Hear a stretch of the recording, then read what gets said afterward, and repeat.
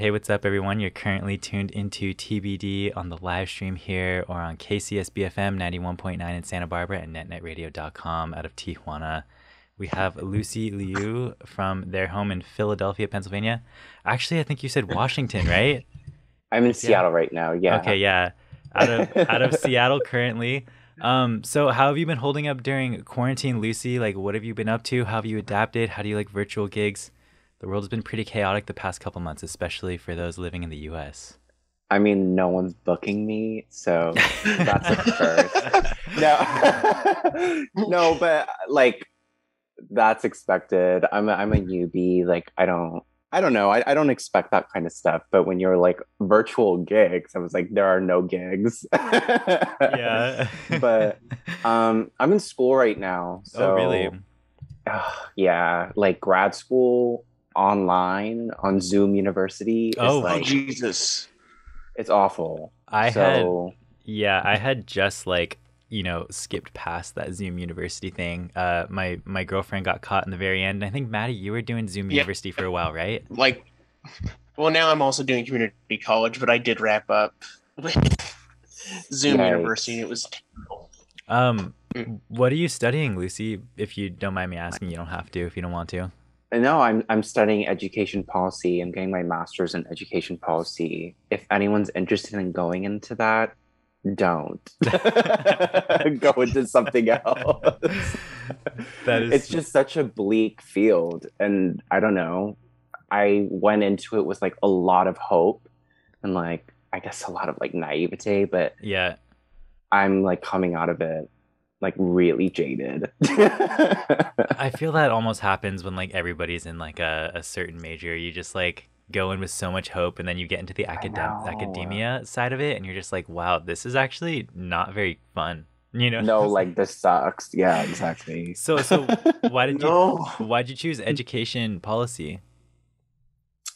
Um, I was always like very interested in education, especially in undergrad. Mm-hmm. And so, um, I was actually trying to become a teacher, and I was trying to go through like my school's teacher MSCD program. Mm-hmm.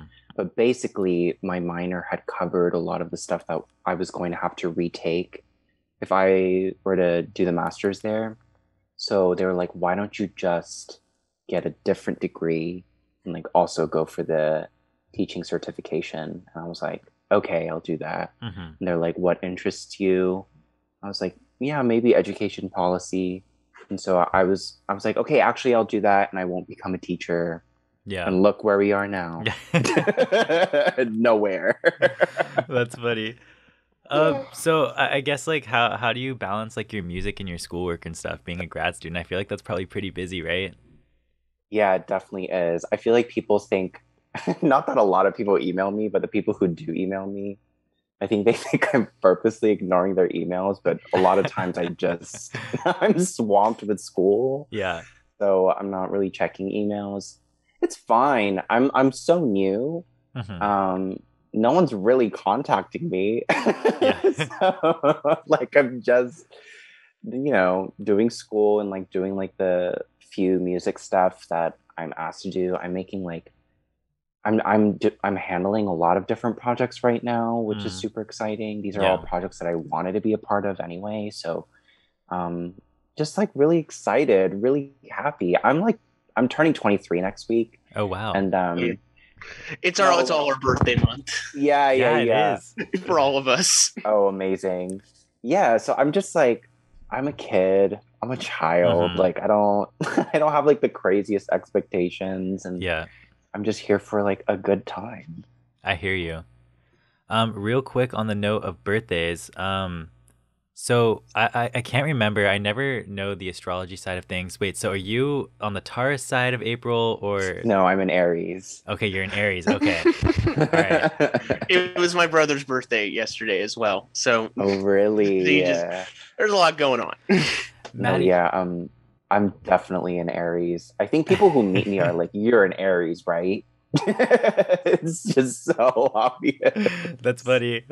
I believe I fall into like the Taurus side. April 23rd, that's Taurus, That right? is true. That is true, Yeah. Charles. We are Okay. both falling on that side. Okay, cool. I love My that. best friend is a Taurus, so I don't know why I brought that up. Yeah, my best friend's a Taurus. Yeah, that's dope. That's sick. I mean, do the same signs get along? So I feel like I don't know.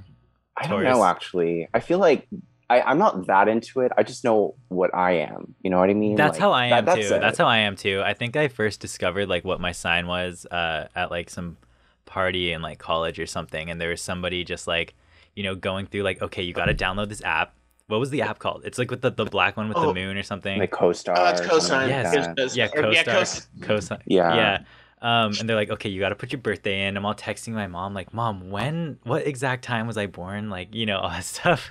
No, same. Yeah, my parents don't know. Oh, really? My mom passed out after birth. She was like, "Yeah, I definitely don't remember." Yeah, I just don't know.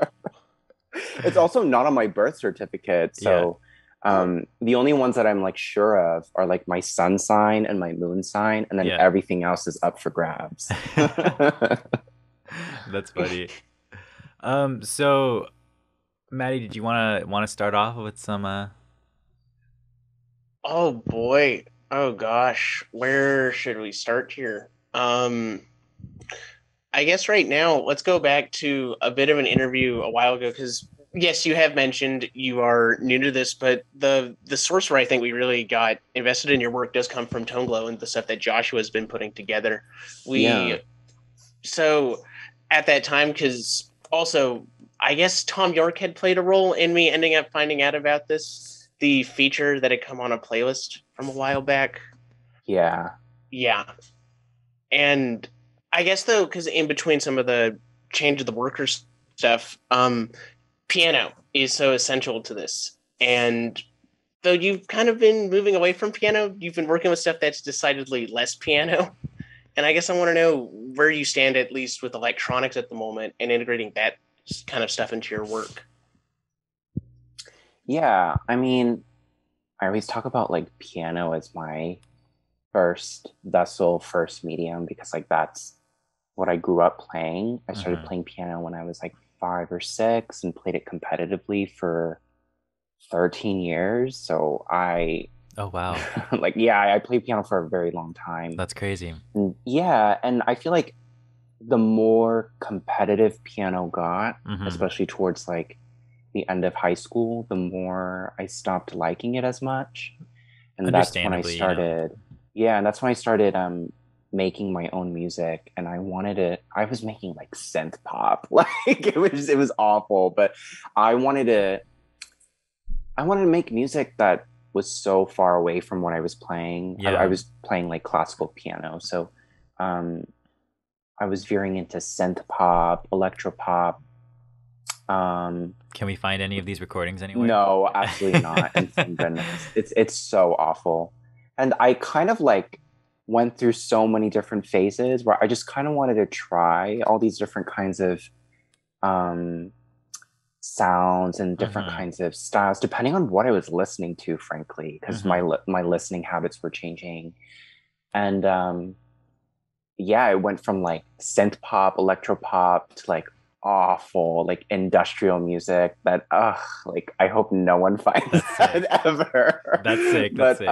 And then to like, I don't know, quote unquote hyper pop. It was very bad all around. Yeah. And then I kind of finally settled in where I was like, oh, I would love to do something that just feels like everything is open, like it's limitless, and there's so much space for exploration and possibilities. And that just kind of felt like, okay, well, how about we just try everything we've done before and just stitch it all over the place? And that's kind of how Liyou came to be. So in terms of like, where am I in regards to how much piano I'm playing versus how much electronics I'm using in my music, it's actually veering more towards piano at the moment, because I mean, Welfare was like super, I think in my opinion, super electronics based. And so now I'm kind of like moving back into something that I am frankly more used to, and Yeah. that has been like a whole experience within itself. So Mm-hmm. yeah. That's cool. So I guess were you always Philadelphia based, or were you like partly in like Seattle, or is like, you know, I was born in Philly okay. and grew up in Seattle for most of my life, and then went back to Philly for school. So Okay. So I you're don't know. yeah. So the Philly thing came from school. But I guess so were you involved in any like music scenes like growing up? No.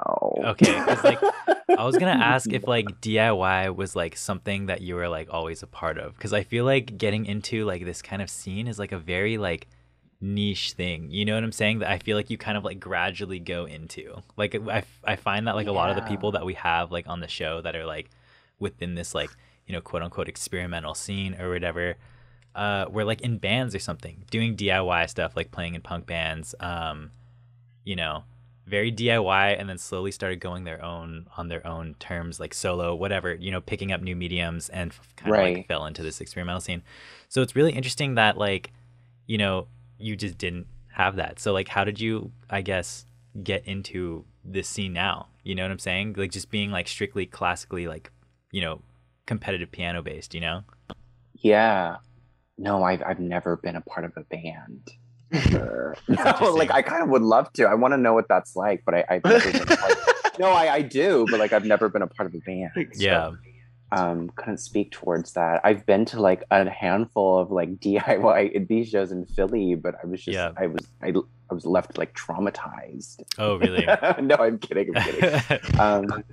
Um, yeah, you know, while I was playing piano competitively in high school, I think because I was kind of falling out of love with it, I was trying to look for other kinds of music that really spoke to me.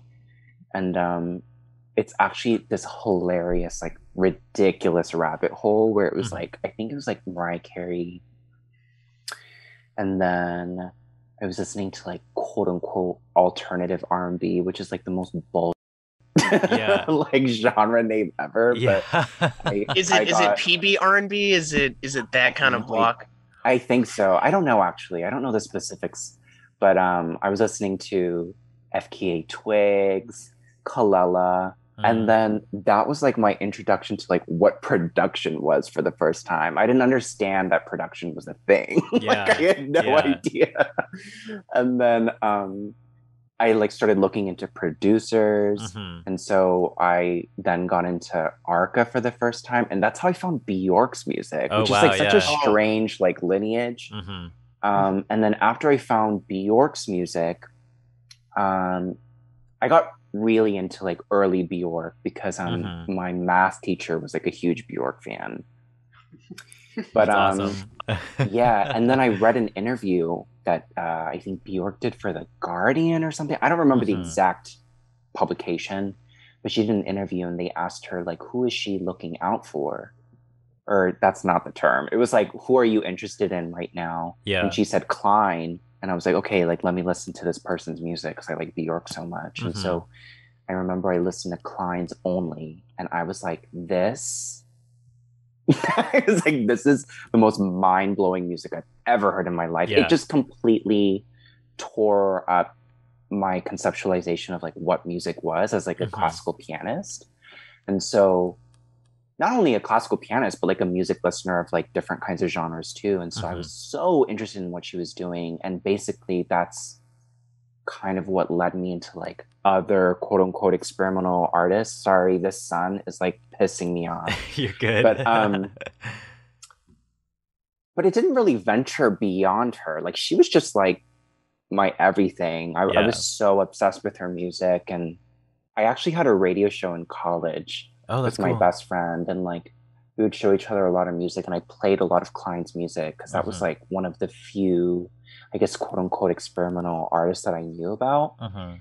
But anyway, what happened was I kind of just like I religiously followed her on Instagram, and she released her album in 2019 called Mhm. Lifetime, which I think is so brilliant.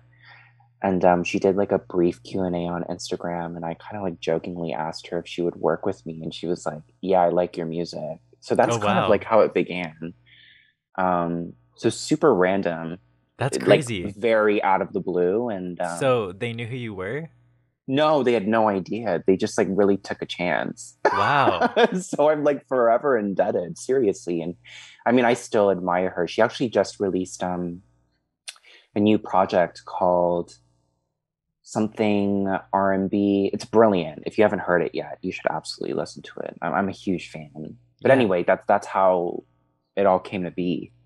So that's random. that's so wild. So, Yeah. do you like accredit, I guess, like a lot of your, I guess, coming up in this scene to Klein?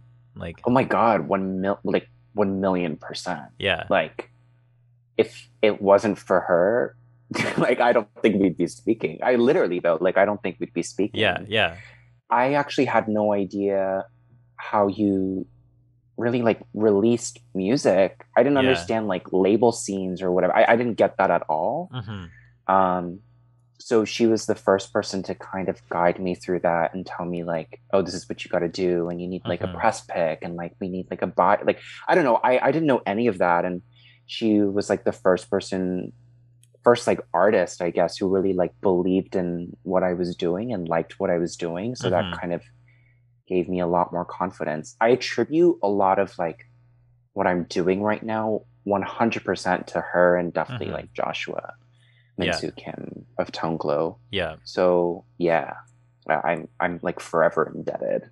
So, so around like when was this that she was really helping you, put together your work and like figure out like the ins of like this, indie, I guess, music scene or whatever.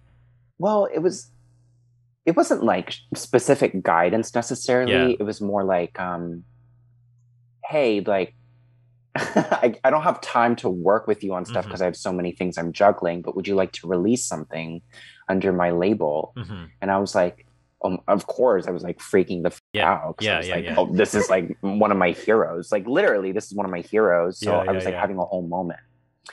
And then that was around like August, September. That's not true. Stop lying. Like October of 2019, Mm-hmm. around then. Yeah. And then I released Welfare through her label the March of 2020. Yeah, that's the timeline. So it's still like relatively Yeah. recent. Yeah. Yeah. This is a very like recent thing. Wow. Yeah. Um, so your music is like incredibly emotional, and at times like listening makes me like reflect on like my own sort of experiences in a way. It's like touching. You're also like fairly new to the scene, like we were just saying, like what we were literally just talking about. And a scene that I feel like is dominated by mostly like older white dudes and stuff. Which I feel like is almost like a lot of like the audience as well. Um, your music often reflects concepts and influences specific to like Korean culture. Were you nervous about how your work would like be perceived? Um, I'm kind of curious because like we were just talking about how like when you fell away from playing piano, you started gravitating more towards like you know experimental stuff and like making stuff on your computer because there was a more like freedom of expression. You know what I'm saying? Even though you felt Yeah. like you had to be in a genre early on, there was like a lack of like genre constraints. Um, Yeah. you know so was there any like kind of like nervousness or like what was the audience you had in mind when you started making all this music? I you not like no audience. Yeah. Like I literally didn't think anyone was gonna hear this. Yeah. And I feel like that is just like a very pretentious thing to say for someone who like actually has like a following of 10 people. Yeah. But no, I genuinely didn't have an audience. This was very Hmm. much so for myself. Yeah. And I was so influenced by what Klein was doing, and I was rethinking and reconceptualizing what music could be, and like Hmm. what music could be for me, and what it meant for me, and what it represented. And so Yeah. um, it was very selfish in a way. Like I did not think about audience. That was not even on my mind. And so when Klein was like, hey, can I help you release this? It didn't even really occur to me that anyone was going to listen to it besides like Hmm. maybe a few of her friends or I don't know. I didn't really think about it. Yeah. my friends would joke about like my friends would joke and be like, "You're gonna make it now," whatever.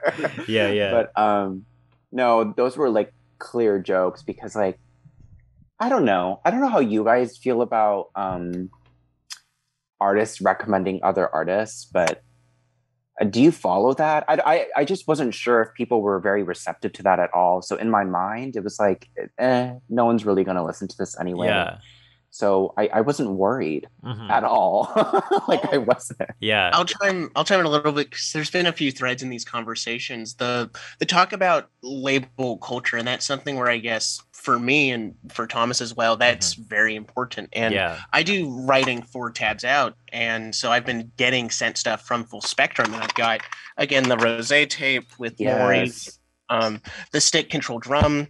Amazing. And patience, and all of these again, I give a lot of kudos as well to Andrew Weathers for really, I think, letting just the design of these tapes, letting artists go wherever they want, because all of these again are great recontextualizations of music, of wherever you want to go with it. But yours in particular, having all of, I think, the lyrics printed in kind of a zine book format, this is really, really the kind of like cornerstone in a lot of stuff that's Full Spectrum's been doing at the moment.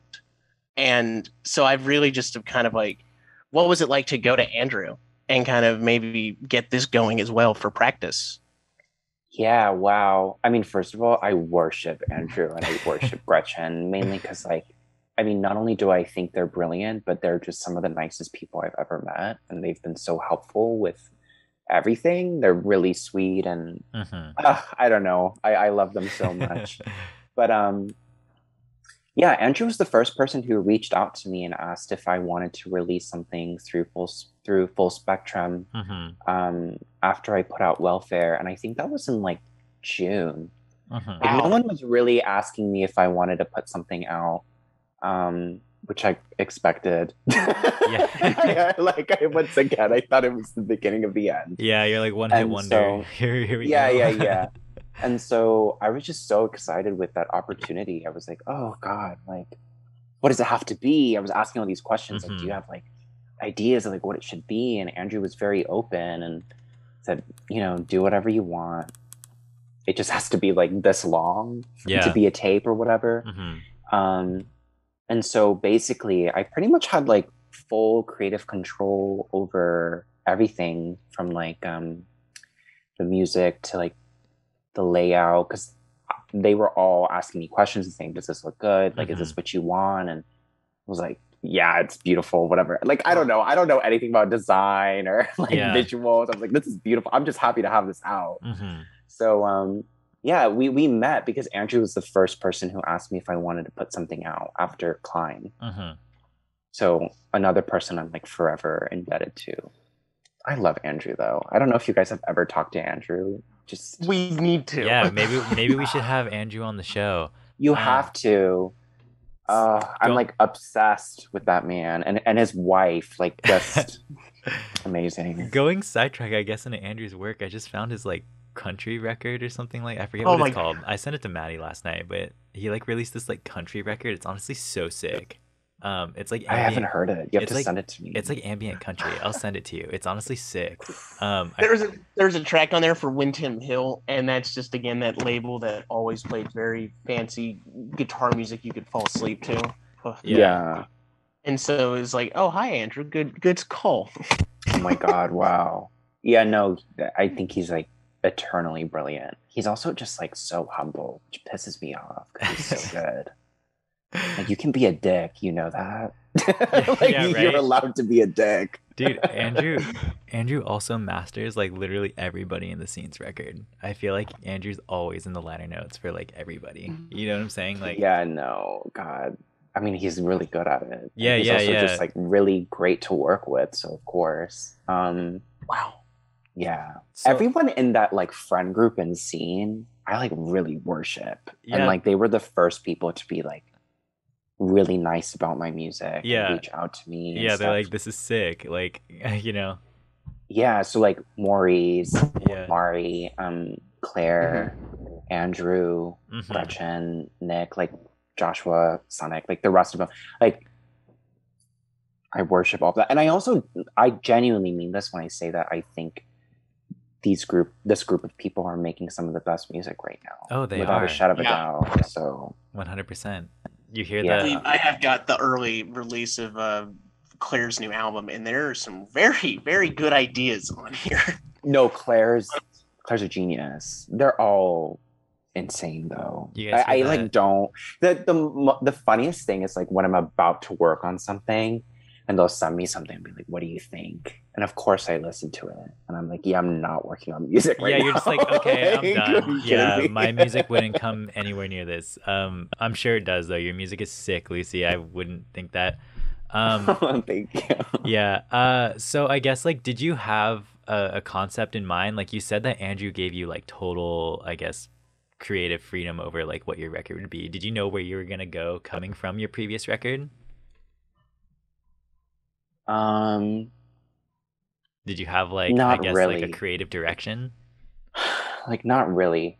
I mean, I had ideas, sure. I was like, maybe this is where I could go, Mm-hmm. but they were never like strongly formulated. Yeah. And then I just had like that big life event, and I was kind of Yep. like, Yeah. I didn't even think, oh, this is what my tape is going to be about. It was Mhm. just like, I need to make something about this only for me to process what's going on. And so that's kind of how it started. And then I was like, maybe I'll just turn this into Andrew. And Andrew was like, yeah, I like this. Yeah. So that's kind of how it.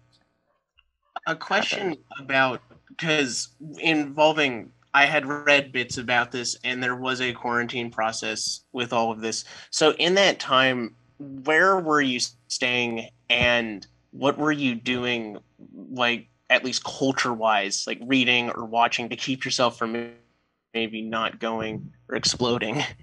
Well, so I feel like this has been kind of confusing for people. And also, it was not like very clear in the album either. So it's no one's fault. But my mom was the one who was in quarantine. My mom flew to Korea and she was in quarantine for 2 weeks.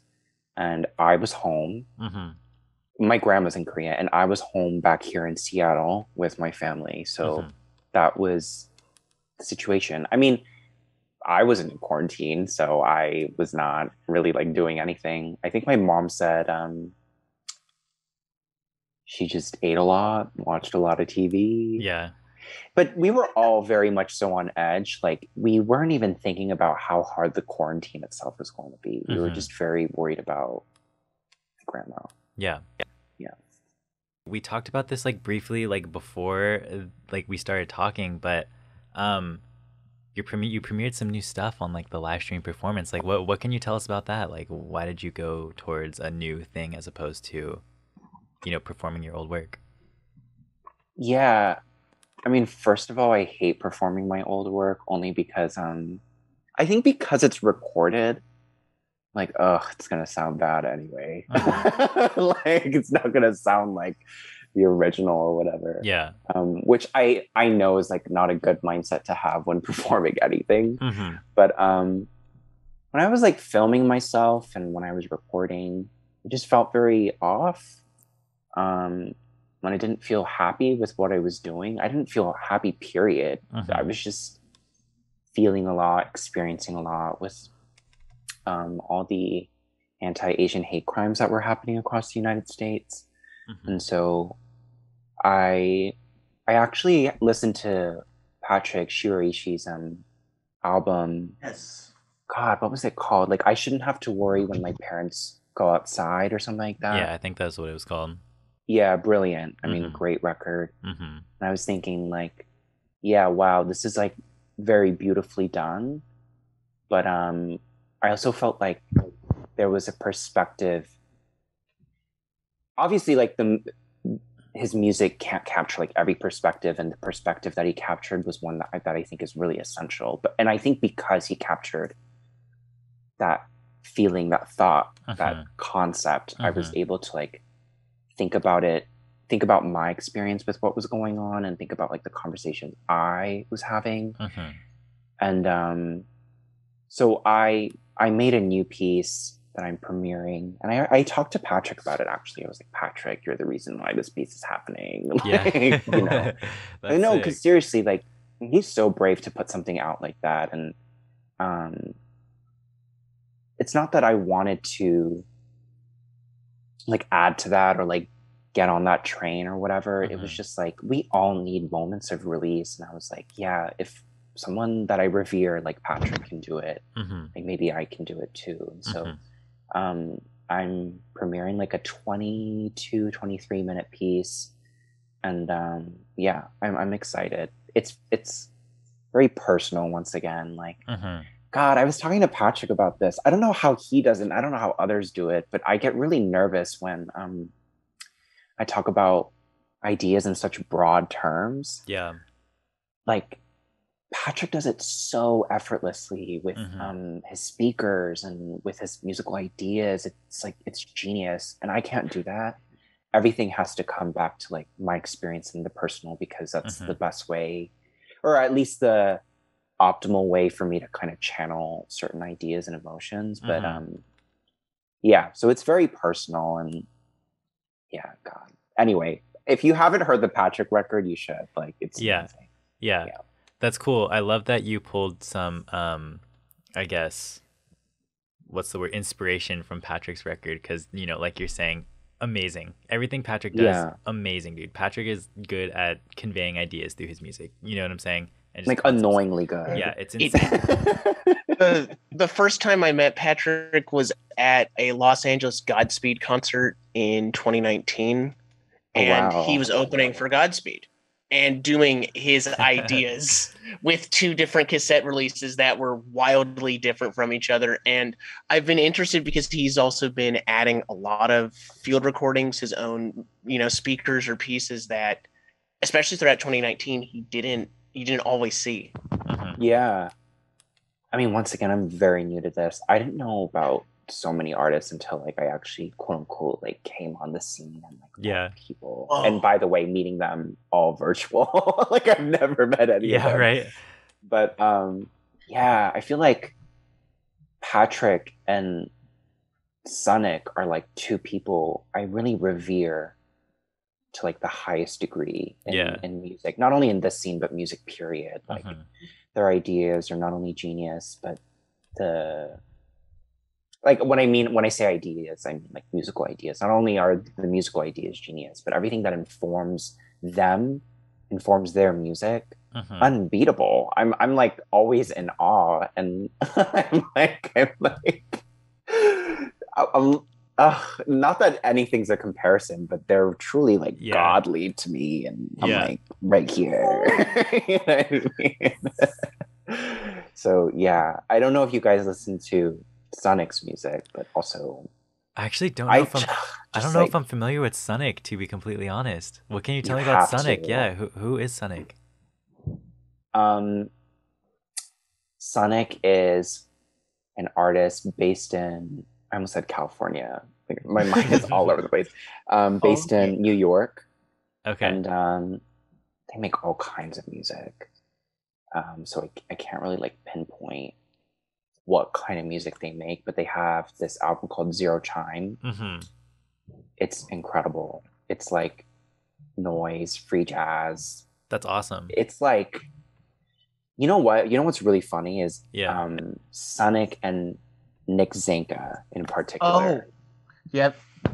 I played their music. I played their music on my college radio show before I ever met them. They were just like huge to me.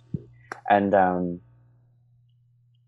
I don't know. I can't believe like I have their numbers and I talk to them. I know that's so corny and like so like childish, but I'm such a huge fan.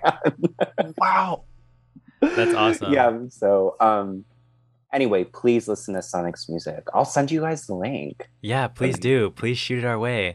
I'm also curious about like your radio show. Can you talk more about like your experience with like community radio? I always love having people on the show that, you know, did what we do. I know. Yeah, it's always really great, and I had no idea that you did community radio. Can you tell us more about that?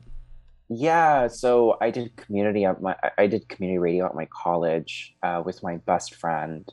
I don't know if she wants me to say her name, so I won't say her name. Yeah. But I did it with my best friend, and we did it for like 3.5 years. almost before like the coronavirus like cut us off. But Yeah. I love the experience, and I was always a music fan, but to do that with her and to like look into a lot of music with her and share a lot of music with her, it was a space and a community that I didn't know that I valued so much. And it's Yeah. one that I really miss, honestly. Like I miss doing that with her all the time. And I always talk about like, oh, we should do something like that, but no one's going to hear it anyway. So we're like, how are we, like, what should we try next? Yeah. But yeah, oh, just like a great time. We never really got to like, we're not doing what you guys are doing, like interviewing artists. I think we interviewed one band, or maybe she interviewed two. But yeah, we just played a lot of music with each other and like talked a lot. Yeah. The music discovery and like the community, I feel like is just, you know, amazing. Like Yeah. I feel like I credit just like meeting so many people. Like I met Maddie there, and like we talked about like music, all this other type of stuff, and just the community is so great. What was your show? What was your show called? It was called Beef. That's sick. There we go. I think at first it was like it was an acronym for something eating fries. Like I don't remember. It was like excited eating fries, I'm pretty sure. It was just like nonsensical. We were just like having fun. And I love that, dude. I love that. That's always like the best when, you know, community radio is the best. You can literally just name your show something like that. You know, it's just so sick. Winners take all. Yeah. Yeah. It was just like, it was fun. I don't know about her specifically, but because like I came from Seattle. Yeah. I was a huge fan of KXP. Oh yeah. And so like to do like a radio thing was just so cool. Yeah. Like 'cause I was like so into KXP and stuff. What was your station's call letters or whatever, or like your frequency? WQHS. We had a frequency, but I think when we joined, it was all internet radio. Oh, at that really? point. Okay. Yeah. So I don't remember like what the previous frequency was though. That's cool. Yeah. So I guess that does it for about mine and Maddie's questions. Did you have anything else, Maddie, or should we go into some fan questions? Fan questions? Like who? You got a good amount. We got so many celebs. Yeah, dude. Oh my god. We had so many fan questions that we had to pick and choose. Okay. I'm just kidding. Anyways, so I guess we'll go into it. We had a couple from Patrick actually. Patrick really? Shushi. Yeah, dude.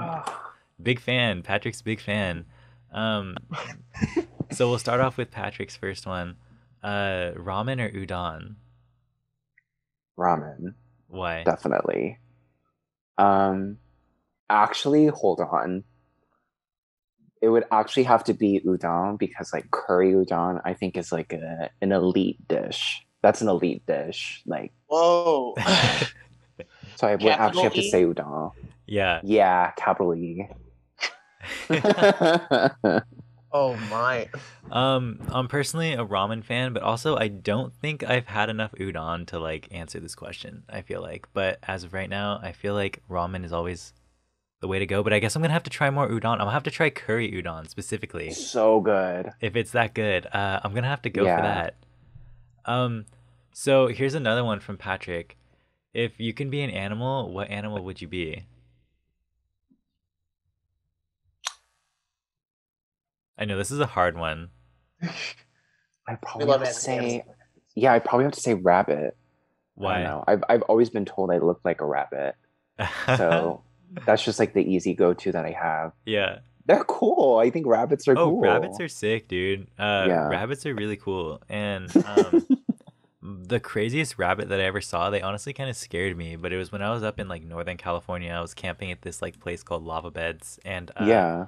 Dude, there's like these huge jackrabbits. These things are monsters, dude. Like they look like the size of like a small medium dog. You know what I'm saying? Like no way. Dude, they're monsters. I'm not even kidding. They're huge. Dog. Have you guys ever seen like a jackrabbit, like a hare, whatever it's called? Like they're monsters. They're just hopping around with their huge ass feet, and I'm just like, dude, like This is kind of That's weird. actually terrifying. It's Yeah. kind of scary, right? And Yeah. I know they wouldn't do anything, but I was like, dude, why are you such a monster? Like, what are you eating, dude? Like, like we're in like a lava-filled desert. You know what I'm saying? Like, Literally, yeah.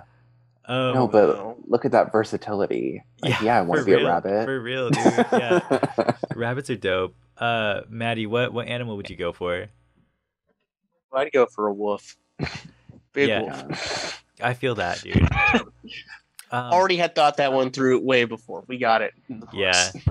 I feel like that's a furry answer. yeah, that is. But I'm not.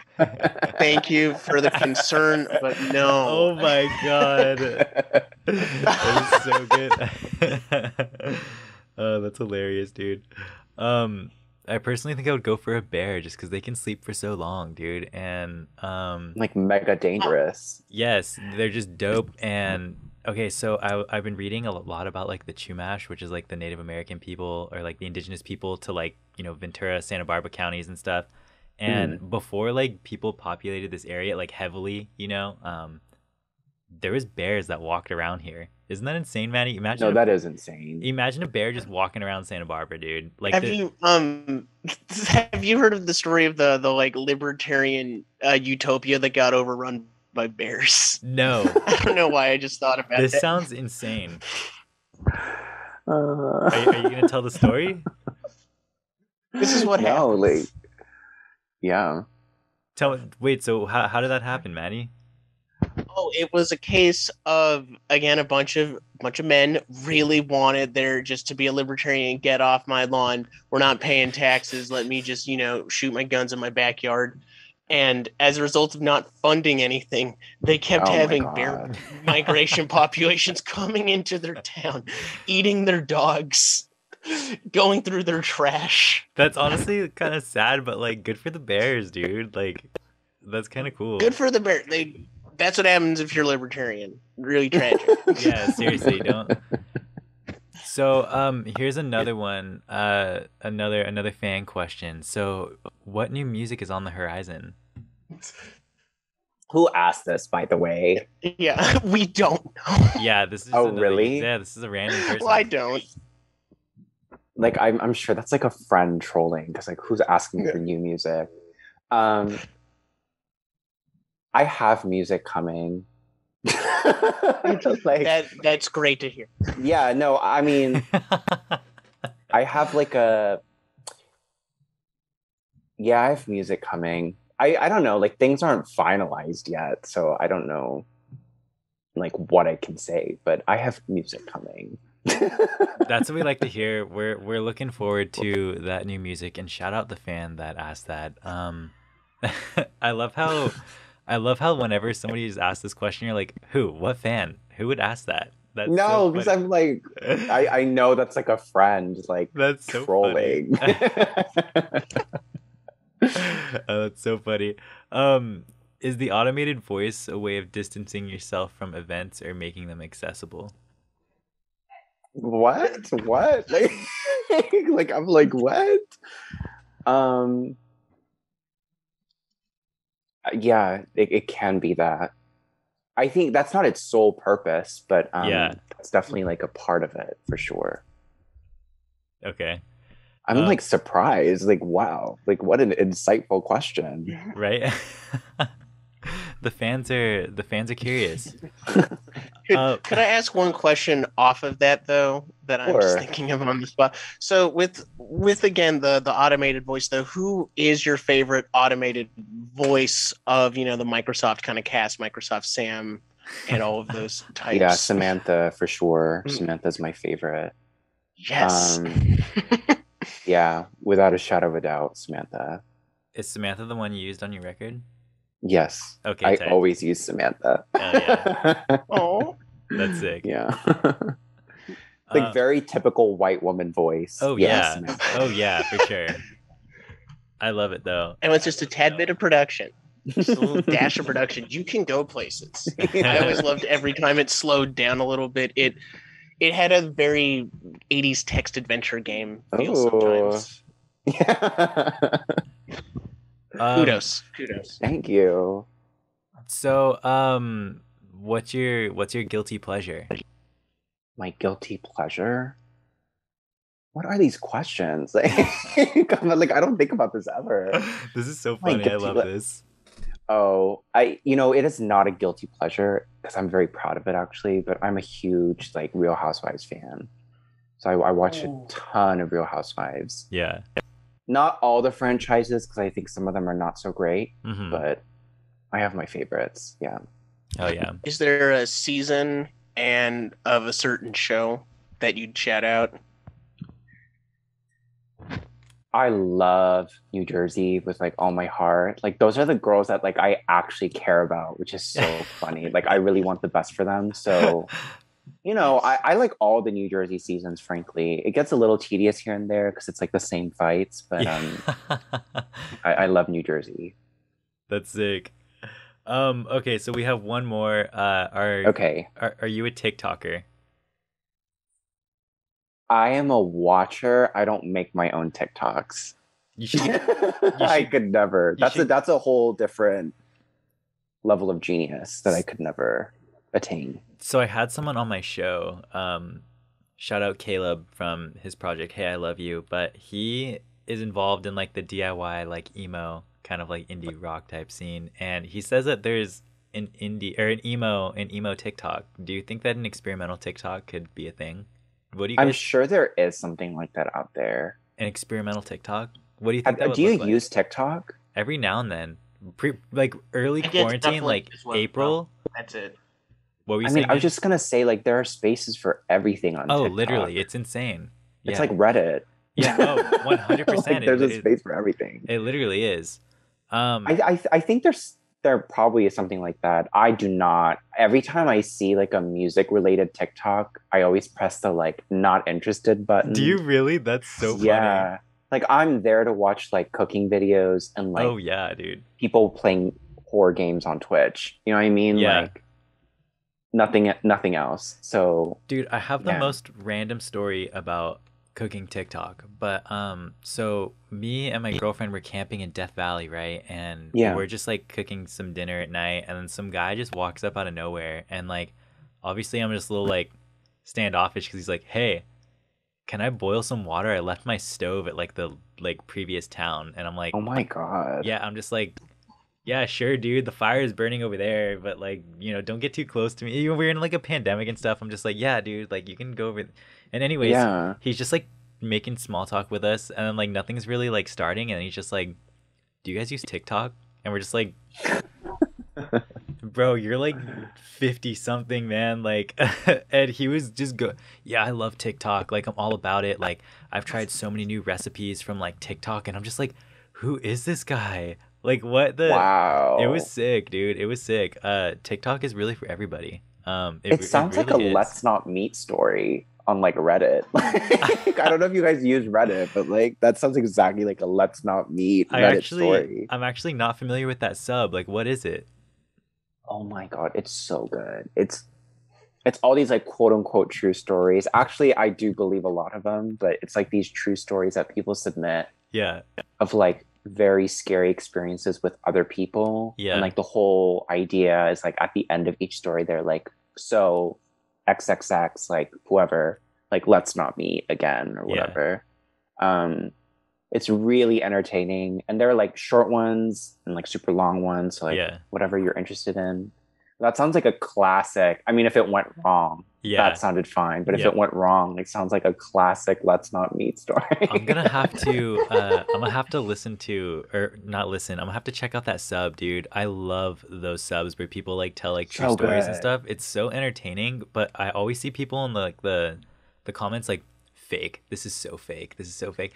But dude, I feel like I believe so many of them though until I see somebody comment this fake. Then I'm just like, oh, you're right. Maybe this could be. But like before that, I'm just like, oh, do you think that? I don't know, dude. I don't know. It's crazy. Sometimes they're so wild. I'm just like, no, they are. They are like, yeah. Sometimes what are the codifiers? Yeah, and sometimes you're like, I do wish this was fake because this sounds horrible. Oh, like, 100%. You know, some of them I read and I'm just like, damn, this like played out too perfectly in a very bad way. You know, like this sucks. Yeah. You know, like this is, yeah. Anyway. Or sometimes like this sounds like years of therapy. Oh my Congratulations. God, for Yeah. real, dude. People will like say things on there, and I'm just like, why is that so heavy? You know what I'm saying? Like, are you really comfortable sharing yes, dude. to this? Yes. Yeah, for real. Or the people that are like, this is the first time I'm telling anybody this, and I'm just like, then why? Yeah, I'm like, okay. And then I read it anyway. Oh yeah, dude. Yeah, sometimes I feel like they mess me up a little bit, and I'm like, okay, enough of my phone for a little while, you know, like.